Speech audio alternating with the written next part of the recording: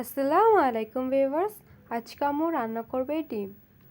আসলে মাছ মাংস অনেক দিন ধরে খাওয়া হচ্ছিল, তাই আম্মু ভাবলো আজকে ডিম রান্না করবে। একদম সাধারণ উপায়েই ডিম রান্না করবে, ঘরে থাকা উপকরণ দিয়ে। তো প্রথমে সিদ্ধ ডিমকে নুন হলুদ দিয়ে ভালো করে মেখে নিচ্ছিল। নুন হলুদ দিয়ে ভালো করে মেখে হালকা ভেজে নিবে। ডিমগুলো বেশি কড়া করে ভাজতে যাবেন না, এতে খেতে ভাল লাগবে না। ডিমের সাদা অংশটা বেশি কড়া হয়ে গেলে দেখতে সুন্দর লাগে ঠিকই, কিন্তু খেতে মজা লাগে না। তাই হচ্ছে একদম হালকা করে ভেজে নেবেন, সামান্য গোল্ডেন হলেই হবে। এই তো এরকম আম্মু করে নিচ্ছে, দেখেন। আম্মু ভালো করে নেড়ে ছেড়ে একদম অল্প আছে ডিমগুলো ভেজে নিচ্ছিল। সেই ডিম ভাজার তেলেই আম্মু রান্না করে নেবে পুরো ডিমটা।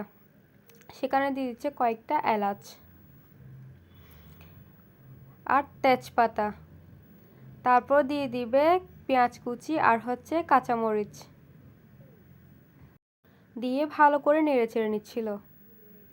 পেঁয়াজগুলো সামান্য পরিমাণ ভাজা ভাজা করে নিবে।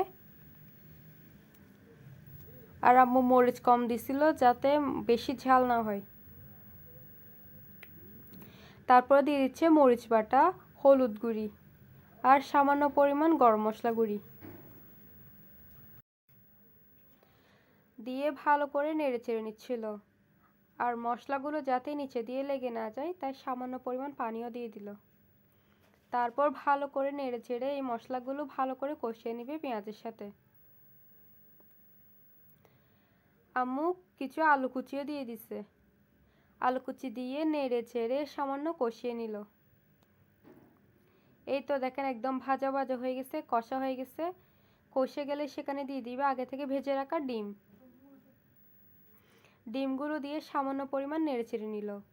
আসলে ডিমের মধ্যে তো মশলা ঢোকার কোনো ব্যাপার স্যাপারই নাই, তাই হচ্ছে এত বেশি নাড়তে হবে না, সামান্য পরিমাণ নাড়লেই হবে।